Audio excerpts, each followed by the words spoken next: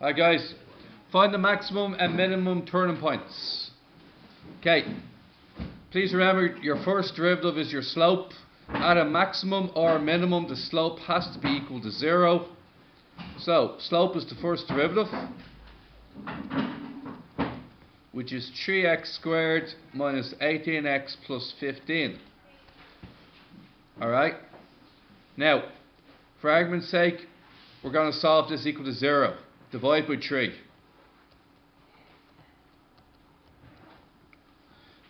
We get x minus 5 and x minus 1 equals 0. We get 2 points. We get x equals 5 and we get x equals 1. How do I find out the y coordinates? Sub it back in. And what do we get when I sub it back in? 5 and?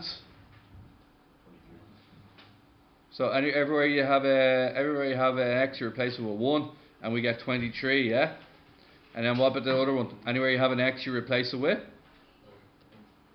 5, is it? Oh, sorry.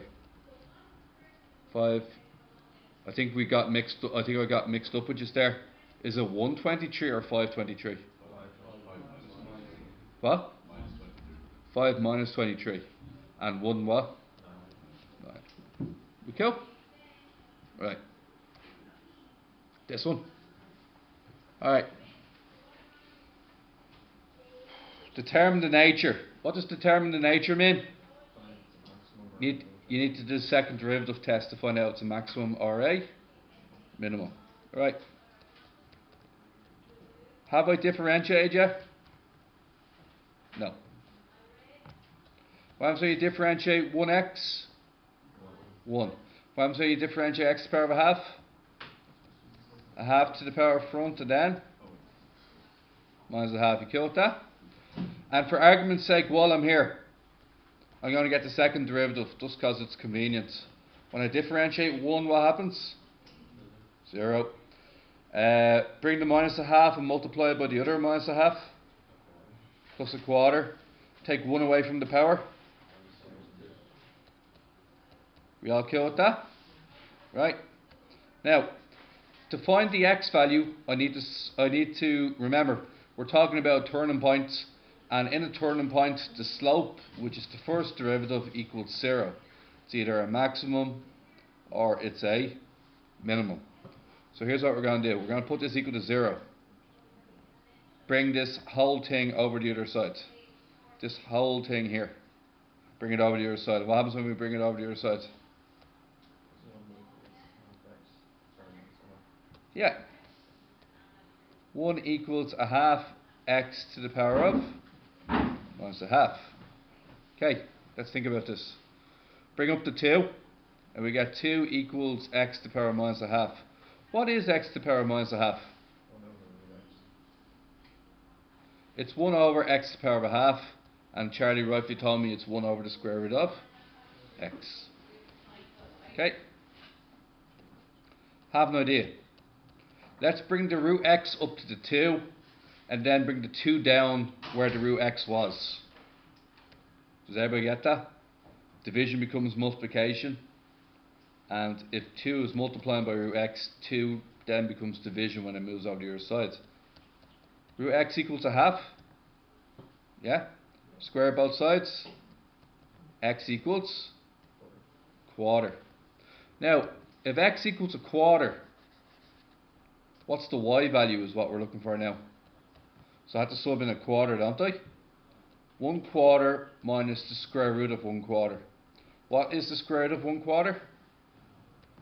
Huh? A half. And what's a quarter take away a half? Minus a quarter.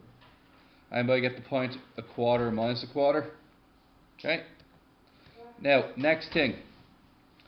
I have to determine its nature. I have no idea if that's a maximum or a minimum. So what I'm going to do is I'm going to sub this into the second derivative formula. Which one do I sub in, the x or the y value? Do I sub in the green or the blue? Why do I sub in the green? It says x. It says x, sub in the x. Okay, we all good? And what do you get when you throw that into the calculator? Huh? 2. And 2 is bigger than 0, which makes it a max or min? Now, it's a minimum because the second derivative is bigger than 0. Alright, so we've done 4 and 8. Now, does anybody remember what point of inflection is again? For those of you Formula 1 fans, I think of it like a chicane in Formula 1, where this is good old Charles Leclerc in the Ferrari. Goes around the first corner, sort of experiences like if you ever go-kart and you feel the same thing, you sort of experience that you're going to slide outwards. And then in the middle of the chicane, there's a point at which you straighten up. That's the point of inflection. And then when you turn around the corner, the second one, you feel like you're being pushed out this way. And it's often the change in direction of the slope, whether the slope is increasing or decreasing. Okay? So the slope is very much getting steeper here, isn't it? And then all of a sudden it starts to get less steep. If you another way of imagining it is, if you're on the old snowboard and you're going downwards, you're like, slope's flat. Oh dear, the slope is really dipping hard. This means the slope is decreasing rapidly. And then all of a sudden you go, oh wait a minute, I've stopped accelerating so much. Now the slope is starting to increase again, and now I'm going to flatten out. Is that alright? That's essentially what we're looking for. Now, long story short, without understanding it in those key terms, the point of inflection is the second derivative equals 0. So differentiate twice and put it equal to 0 when you see the word point of inflection. So first derivative, lads. Second derivative. Sine x turns directly into cos x, and there's a minus there. And what does it want me to do with the angle? And we get an answer of 0. Now, if x is 0, what's the y value then? 1. Cos 0 is 1. Who got 0, 1? Point of inflection. Alright. 4, 8, 10. Now we have 14.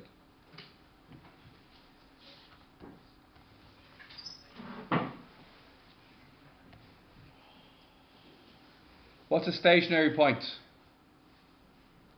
What's a stationary point, lads? What? Yeah. First derivative, when you differentiate e to the x, you get? When you differentiate minus 1x, you get? Oh, sorry, minus 1. And at turning points, what is always the case? The slope equals 0. E to the x equals 1. Anybody know what x is? Okay, think about it. 2 to the power 2, chatty.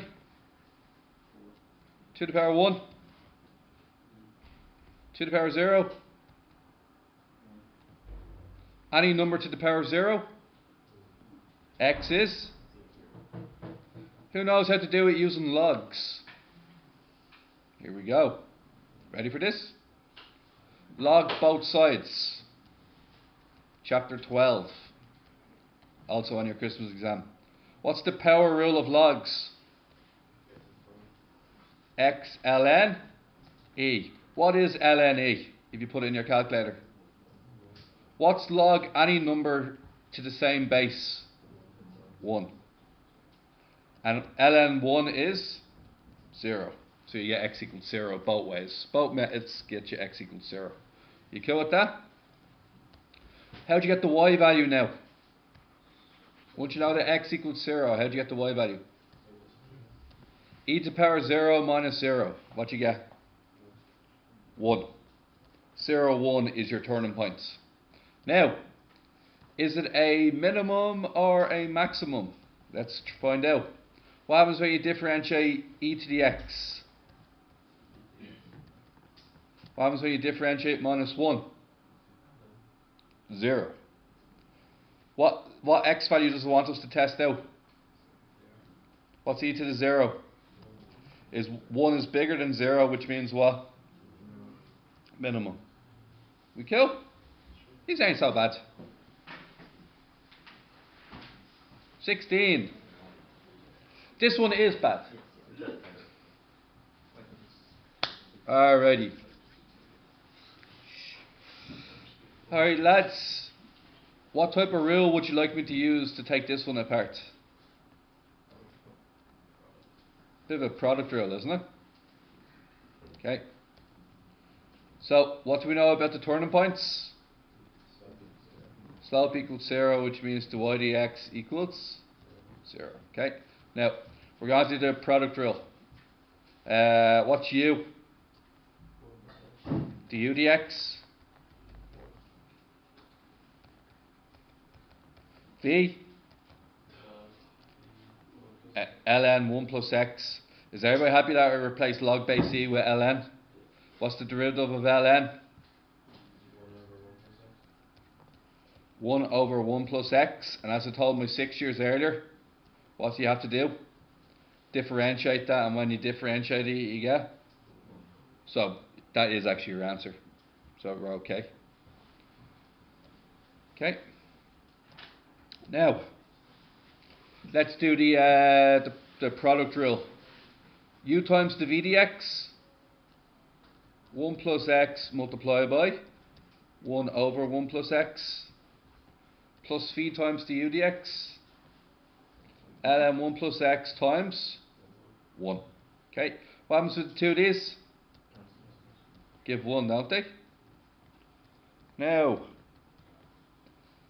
would everybody agree that the first derivative has to equal ln 1 plus x equals minus 1?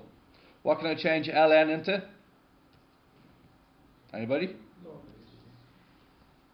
Now, for those of you that don't remember, log 8 base 2 is, anybody? How many 2's do you need to multiply to make 8? 3. Now what's the movement? I always make up a really easy one.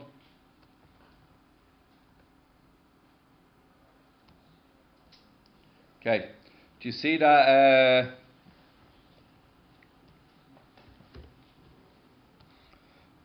the yellows, that one's, the 8 is yellow, the 2 is blue, and the minus 1 is the pink one, alright? You see the way it's the same structure.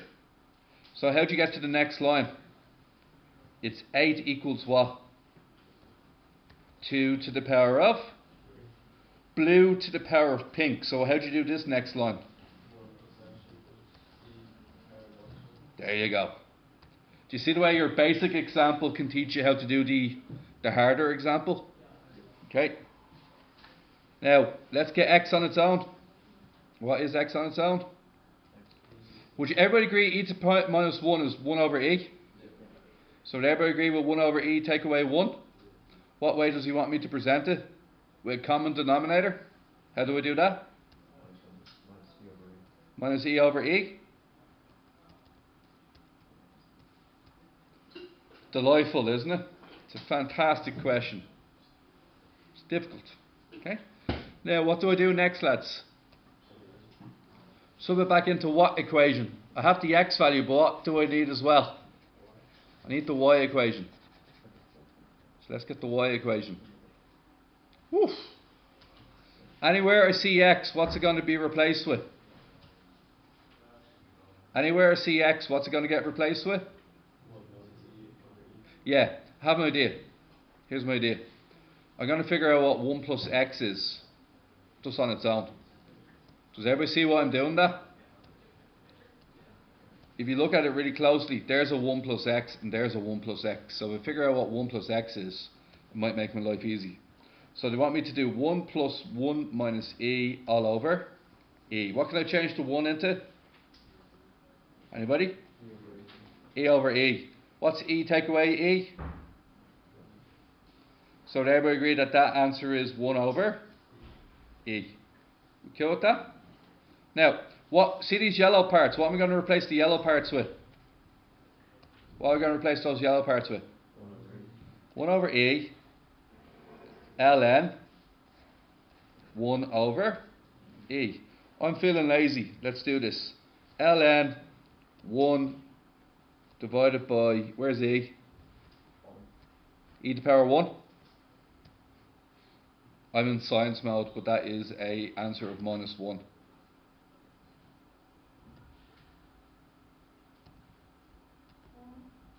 Yeah, -1. So everybody happy about 1 over e times -1? And what is 1 over e times -1? Exactly what I was looking for. Yep. Now, how do you determine whether it's a maximum or a minimum? Huh? Yep. Does everybody see that's my first derivative? The answer for the first derivative is in the box. Now what happens when I differentiate it a second time? 1 turns to, and this turns into 1 over. And what happens when I sub in x? Because somebody just tell me whether it's a maximum or minimum. You just throw it on the calculator anyway. What is a maximum or minimum? Oh, it's bigger than 0, is it? It's bigger than 0, which makes it a min. Alright, for tonight, what ones have we not done yet? 17, 19 and 20. Oh sorry, 17, 18, 19 and 20.